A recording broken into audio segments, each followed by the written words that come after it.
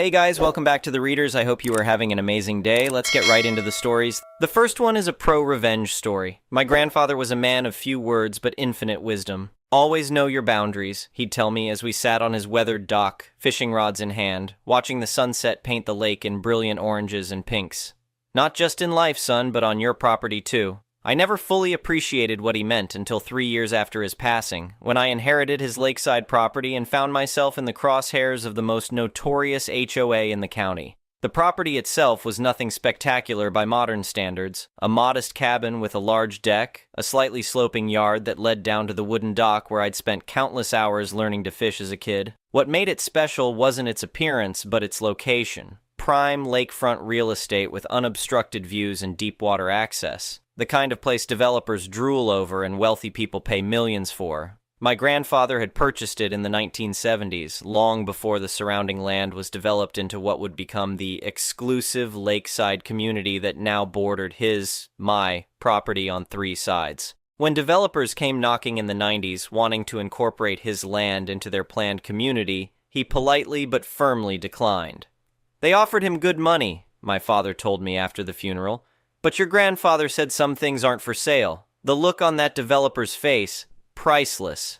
Instead, my grandfather kept his little slice of paradise exactly as he wanted it. Natural, a bit wild, and completely his own. The large oak trees he refused to cut down, the native plants he encouraged rather than replaced with manicured lawns, and the sturdy but admittedly weathered dock that jutted out into the water, all of it stood in stark contrast to the precisely landscaped properties surrounding it.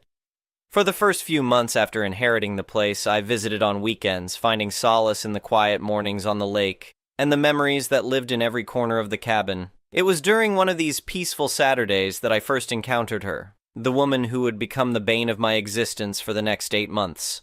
I was on the dock, casting my line into the still morning water, when I heard someone clearing their throat behind me. Turning around, I found a woman in her 50s, dressed in what I can only describe as casual country club attire, standing at the edge of my property with a folder tucked under her arm.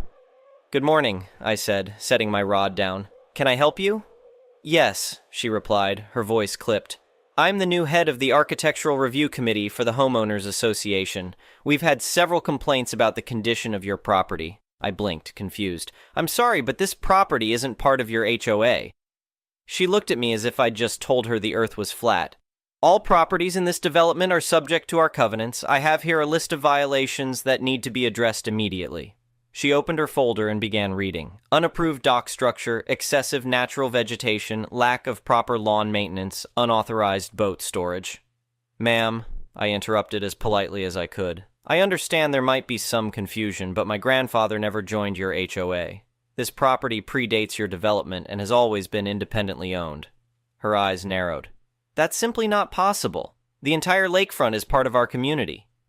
"Not this piece," I said, trying to keep my tone friendly. "If you'd like, I can show you the property documents." "That won't be necessary," she said, closing her folder with a snap. "I'll look into this matter and get back to you. In the meantime, I strongly suggest you begin addressing these issues. The association takes its standards very seriously." With that, she turned and strode away, leaving me standing there with my fishing rod and a growing sense of unease. I didn't think much of it at first, just a misunderstanding that would be cleared up once she checked the records. I was wrong. The following weekend, I found an unofficial-looking notice taped to my cabin door listing violations and required corrections with a deadline of 2 weeks.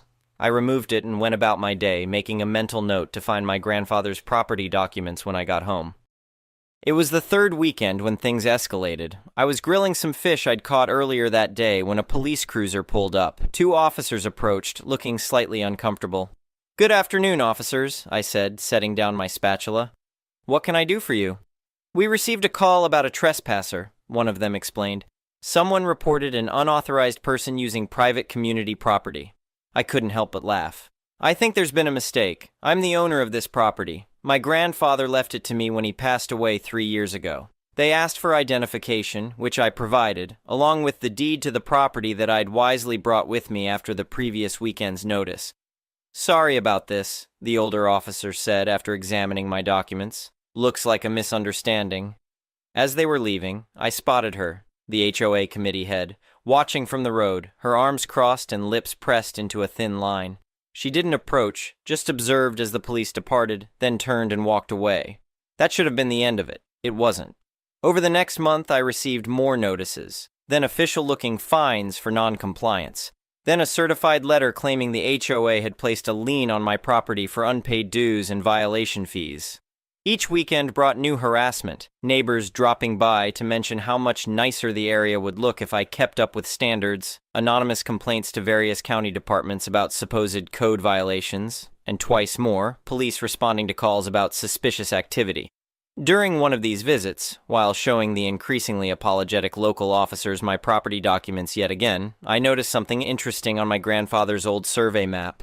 According to his meticulously marked boundaries, the tasteful stone path that ran along the lakeshore, the one used by all HOA residents for their evening constitutionals, appeared to cut across the corner of my property for about 30 feet.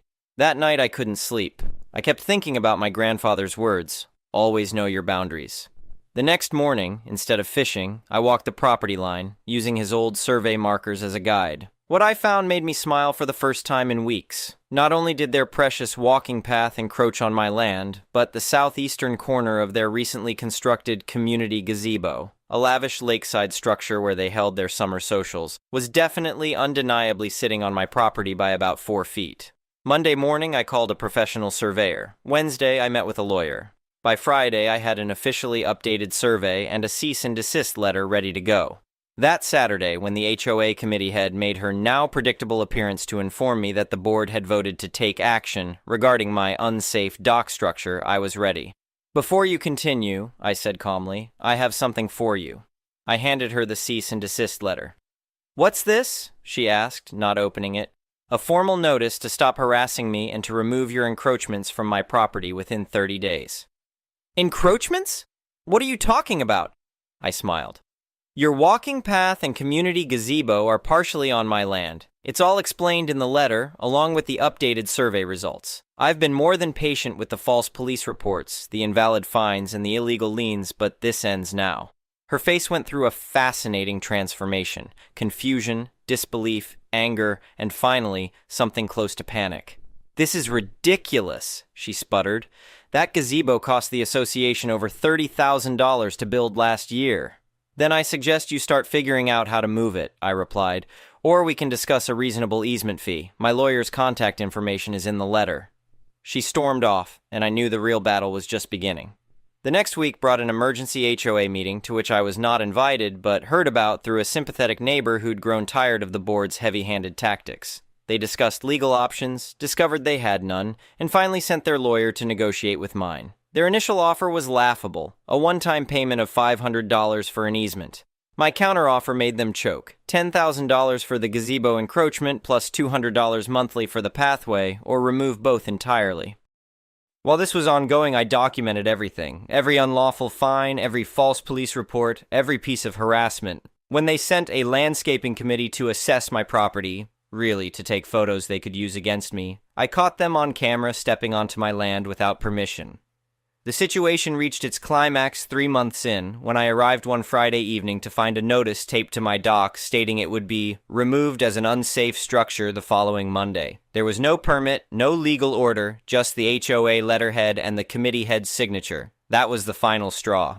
My lawyer filed for an emergency injunction and included all our documented evidence of harassment. The judge not only granted it, but expressed strong concerns about the HOA actions. The following week, I received a call from a different HOA board member, asking if we could meet to resolve the situation amicably. I agreed, and we met at a local coffee shop, neutral territory. "Look," he said, looking genuinely embarrassed, "this has gotten out of hand. Several board members had no idea how far this had gone. We'd like to settle this without further legal action."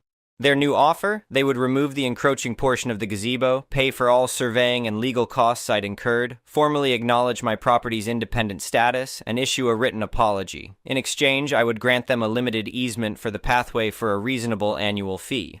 I accepted with 2 additional conditions. The board member who had been harassing me had to resign, and the HOA had to stop making false reports to the police. Within a month, the agreement was signed. The offending board member resigned rather than face potential legal consequences for the harassment campaign she'd led. The partial demolition and reconstruction of their gazebo cost the HOA over $15,000, a fact that did not make her popular among her neighbors. As summer turned to fall, an interesting thing happened. Without the constant threat of fines and violations, several other homeowners began to push back against some of the HOA more restrictive policies. Native plant gardens started appearing. A movement to reduce water usage by limiting lawn watering gained traction.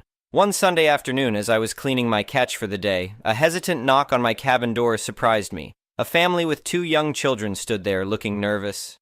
"Sorry to bother you," the father said, "but our kids were wondering if that's a real fishing dock. They've never been fishing before."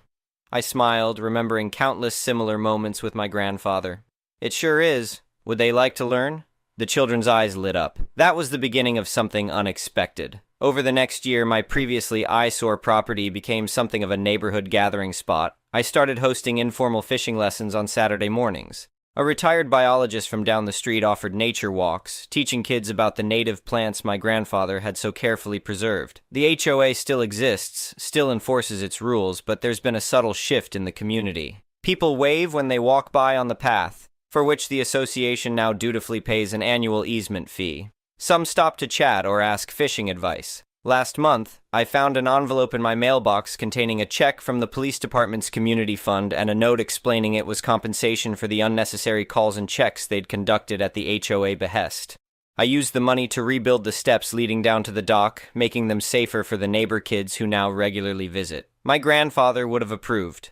As I sit on the dock now, watching the sun set over the lake, just as I did with him years ago, I often think about boundaries, not just the physical ones that protect my property, but the ones that define who we are and what we stand for. "Always know your boundaries," he'd said. Now I understand he wasn't just talking about property lines, but about knowing what you value and being willing to defend it. Thanks to his foresight, the carefully marked survey, the detailed records, the deliberate decision to remain independent, I was able to preserve something special, not just for myself, but for others to enjoy as well. Sometimes the best revenge isn't just winning, it's creating something better in the aftermath. My grandfather knew that too. The first one is a pro-revenge story. My former boss is the worst human being I've ever met. He did all sorts of things to mess with anyone he didn't like. So a while ago, I was at a family event in a local park, walking with a young boy from our family who is developmentally disabled with Down syndrome, Ben. Ben does fairly well, all things considered, but he's always been sensitive to anyone making fun of the way he looks or his condition. We are just having a good time on our little stroll, Ben and I both enjoying the day. Along comes my boss walking toward us. I'll call him Rob. I cringe at seeing him, but smile and say hello to play nice. Rob. There's something you don't see every day. A pair of ugly retards walking together. Ben bursts into tears as Rob laughs and walks off. I deal with Ben and ignore Rob. I'm super pissed and trying to calm Ben down because for a few minutes he was totally distraught. Finally, I get Ben to focus on how he has me and a lot of other awesome friends and family, and that Rob is a stranger and what he thinks doesn't matter. We walked some more and I saw that Rob was at the park with his wife and teen daughter having a cookout, and he had apparently been on his way back to his family from a trip to the toilet when he saw us. Back to being super pissed. I went back to our gathering and talked to an adult cousin of mine, Jake, telling him what happened. Jake wanted to get revenge on Rob, but I reminded him that this was my boss. I didn't want Rob to be able to know the revenge had anything to do with me, because then he'd make my work life even worse than he already had. So Jake asked me for anything I knew about Rob that might help. I told Jake a bunch of things about Rob, but the relevant info here is that Rob liked to drink a particular kind of locally made beer at a certain bar. Rob had talked of having drank there on the previous Friday night while his wife and daughter were away visiting her family. Also, Rob had recently told a story at work about his wife's obsession with a particular little green fictional character. Let's call it Yabi Boda. Turns out his wife kept a stuffed Yabi Boda on their bed at all times.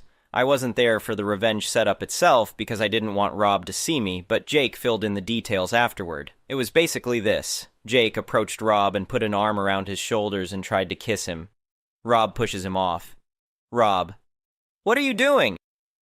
Rob's family is now paying attention. Jake. I am just so excited to see you, sweetie. Friday night was so amazing. Rob. What are you talking about? Jake.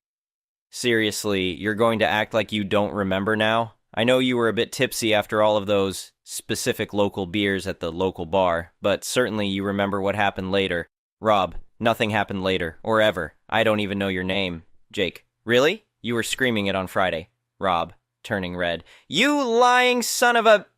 Rob's wife, interrupting. Listen, I don't know who you are, but this is my husband. I'm sure you have him mistaken for someone else. Please just leave us alone. Jake. Oh no, I'm not mistaken. We had the best sex ever on Friday night, and now he's acting like he doesn't even know me. Rob's wife. I told you, this is my husband. You're mistaken. Jake. Oh, maybe I am. I guess it was someone else who took me back to his place on Rob Street and had great sex with me on the bed right next to Yabi Boda. Sorry. Jake turns and walks away. Rob's wife. Oh my god! Rob, WTF is wrong with you? You're gay now? Really? Already long story made a bit shorter, Rob's wife wasn't real happy with him anyway, and this was apparently the tipping point that made her file for divorce soon thereafter. Rob frequently complained at work in the following months about how he didn't care about his wife but really missed his daughter and how much it sucked to live in his new place compared to his old home. Every time he complained about his lack of a home life at work, I knew he did it to himself when he was mean to a developmentally disabled kid. The best part is he never figured out I was involved at all. The next one is an entitled people's story. I'm 26, work in marketing, and have always prided myself on being financially responsible. I pay my bills on time, have an emergency fund, and try to live within my means. About a year and a half ago, I needed a new living situation after my previous roommate moved in with their partner. Enter my roommate. Let's just call them my roommate for privacy reasons. We met through a mutual friend, and everything seemed normal at first. They had a steady job at a tech company, seemed clean enough during my first visit to check out the apartment, and we got along well in our initial conversations. The apartment was a decent 2-bedroom in a nice area of the city, and the rent was reasonable when split, about $1,800 total, so $900 each. For the first 3 months, everything was fine. We'd occasionally cook meals together, respected each other's space, and had a good system for dividing household responsibilities. I handled the lease since I had better credit, but they were added as a tenant. I'd collect both our portions of the rent and transfer the full amount to our landlord's account each month. But then things started to change. Slowly at first, almost imperceptibly. It started with small things. They'd use my expensive shampoo without asking. They'd forget to buy toilet paper when it was their turn. Their dirty dishes would pile up for days. When I'd bring these things up, they'd act like I was being unreasonable. It's just a little shampoo, what's the big deal? They'd say. I'll get toilet paper next time, stop being so uptight. Then it escalated. They started having friends over multiple times a week, sometimes until 2 or 3 a.m. on weeknights when they knew I had to be up early for work. They'd eat food I had specifically labeled as mine in the fridge. I was hungry and didn't have time to go to the store, they'd explain with a shrug. I'll replace it tomorrow. They rarely did. About 9 months into our lease, I had a work crisis. A major client campaign was floundering, and I had to fly out for an emergency meeting the next day. I had just withdrawn my portion of the rent, $900 in cash, and put it in the envelope I kept in my desk drawer. I hadn't had time to transfer it to the landlord yet because I was rushing to pack and prepare for the trip. I'll be back in 2 days, I told my roommate as I rushed out the door with my overnight bag. Everything okay here? Yeah, fine, they said without looking up from their phone. Have a good trip or whatever. When I returned, exhausted but relieved that we'd saved the campaign, something felt off as soon as I walked in. The apartment was messier than usual, with empty beer bottles and pizza boxes strewn about. Clearly, they'd had people over while I was gone. Annoyed but too tired to deal with it right then, I went to my room to unpack. That's when I noticed my desk drawer was slightly ajar. I pulled it open and immediately felt my stomach drop. The envelope with my rent money was still there, but when I picked it up, I knew it was empty before I even looked inside. I stormed out to the living room where my roommate was lounging on the couch watching TV. Did you take the money from my desk drawer? I asked, trying to keep my voice level. They barely glanced up. What money? You know exactly what money. $900 cash that was in an envelope in my desk drawer. They shrugged, still staring at the TV. Oh, that! Yeah, I borrowed it. I had a bit of an emergency. I was going to tell you, but you weren't here. I was floored by their casual attitude. You stole $900 from my room without asking? That got their attention. They sat up, suddenly defensive. I didn't steal anything. We live together. I'm going to pay it back before rent is due. It's not a big deal. What was the emergency? I demanded. They hesitated. Just money stuff, bills and things. I'll pay you back in a week, I promise. I was furious but also in a bind. Rent was due in 10 days, and I needed to make sure it was paid on time. I ended up having to dip into my emergency savings to cover the amount they'd taken. A week passed. No money. Then another. Rent was now due in 2 days. "Where's my money?" I asked one evening when they came home. They sighed dramatically. "Look, things are tight right now. I can give you $100 now and then maybe $100 each month until it's paid off." "9 months to pay back what you stole? Absolutely not. Rent is due in 2 days. "You already paid it, right? So what's the problem? I'll pay you back eventually." That's when I noticed something. They were wearing brand new expensive headphones, and there was a shopping bag from a high-end clothing store by the door. "Was your emergency a shopping spree?" I asked incredulously. They had the decency to look slightly embarrassed, but only for a moment. "I needed those things for work, and I got tickets to see my favorite band next month. It was a limited sale. I couldn't miss it." "So you stole my rent money for concert tickets and shopping?" "You're overreacting," they said, rolling their eyes. "That's what roommates are for, to help each other out. You make more money than me anyway." I took a deep breath, trying to stay calm. "I want a written agreement that you'll pay me back by the end of the month. All of it." They agreed reluctantly, and I drafted a simple repayment agreement which they signed. Needless to say, the end of the month came and went with no payment. But that wasn't even the worst of it. Over the next few weeks, I started noticing other things missing. Small amounts of cash from my wallet, a pair of earrings, my favorite sweater. I began to suspect that this wasn't the first time they'd taken things from me, just the first time I'd caught them. I decided to set up a small security camera in my room hidden on my bookshelf. I wasn't sure if it was legal, but I needed to know if I was crazy or if my suspicions were correct. Sure enough, 2 days later, the camera caught them entering my room while I was at work, going through my drawers and pocketing a $20 bill from the small dish where I kept loose change. I was livid, but I decided not to confront them immediately. I needed to figure out my next move carefully. In the meantime, their behavior got even worse. They invited a friend to crash on our couch, just for a few days, without discussing it with me. That turned into 2 weeks. "They're going through a rough patch," my roommate explained. "Don't be selfish." Then I started hearing from mutual friends that my roommate was bad-mouthing me, saying I was controlling and obsessed with money. One friend messaged me, "Why are you being so hard on them? They said you're threatening to kick them out if they don't pay for everything in the apartment." It was infuriating to be painted as the villain when I was the one being stolen from. The final straw came when I received a call from our landlord. "I've received several complaints about noise and parties coming from your unit," he said sternly. "This is the 3rd complaint this month. If it continues, we'll have to reconsider your lease renewal." I hadn't been home during any of these alleged parties. When I confronted my roommate, they dismissed it. "The neighbors are just uptight. It wasn't even that loud." A few days later, our utility bills arrived. They were unusually high. "Your friend has been staying here for weeks, running up our water and electricity bills," I pointed out. "You need to cover the difference." "I'm a little short this month," they said. "Can you just cover it and I'll pay you back later?" Given their track record of paying back later, I refused. We argued, and they eventually stormed out.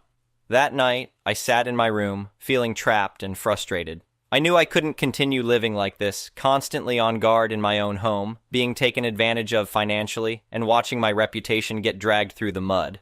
That's when I decided to take action. The next day, while my roommate was at work, I called our landlord and asked about my options for getting out of the lease.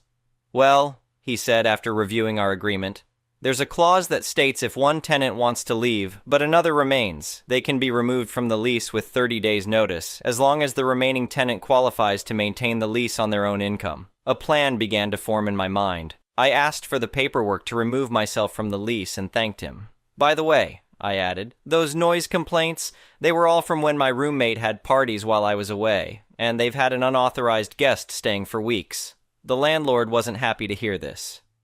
"I'll make a note of that," he said. "And between you and me, if you're looking for a new place, I have another property that will have a vacancy next month. Smaller, but maybe that's what you need." This was perfect. I began my secret exit strategy. First, I started looking for a new place to live, eventually settling on the unit my landlord had mentioned. A nice one-bedroom that was actually $200 cheaper than my half of the current rent. Next, I began quietly moving my most important possessions, documents, family heirlooms, expensive electronics, to a storage unit I rented. I did this gradually so my roommate wouldn't notice things disappearing. I also documented everything. The theft caught on camera, the unauthorized guest, screenshots of the noise complaints. I compiled it all in a folder just in case. To keep my roommate from discovering my plan, I told them I was planning a weekend trip to visit my parents in a few weeks. In reality, that would be my final moving day. Must be nice to be able to afford all these trips, they commented snidely when I mentioned it. The next few weeks were tense but manageable because I knew I had an exit plan. I kept interactions minimal and avoided any new conflicts. I paid my share of utilities despite their refusal to contribute fairly, knowing it would be the last time. On the Thursday before my weekend trip, I had my new apartment keys in hand. I had already moved most of my belongings gradually, and friends were scheduled to help with the furniture on Saturday when my roommate would be at a day-long concert, the one bought with my stolen money, ironically enough. That Saturday morning, they left early for the concert. As soon as they were gone, my friends arrived with a small moving truck, and we quickly loaded up my bed, desk, dresser, and the few remaining boxes. By early afternoon, we were done. My room was empty except for the old curtains and a few random items I didn't care about. On the kitchen counter, I left 3 things: my keys, the official letter removing myself from the lease, already processed and approved by the landlord, and a short note.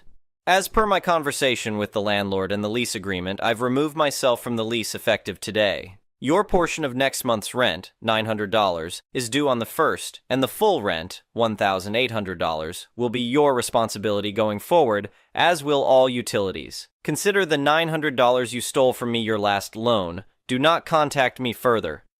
I also blocked their number and social media as soon as I left. Of course, they still tried to reach me. They had mutual friends call me. They showed up at my workplace once, but security didn't let them in. Eventually, they sent a rambling email alternating between angry accusations and desperate pleas for me to come back and help with the rent. I replied with a single line, "I have video evidence of you stealing from me multiple times. Contact me again, and I'll take it to the police."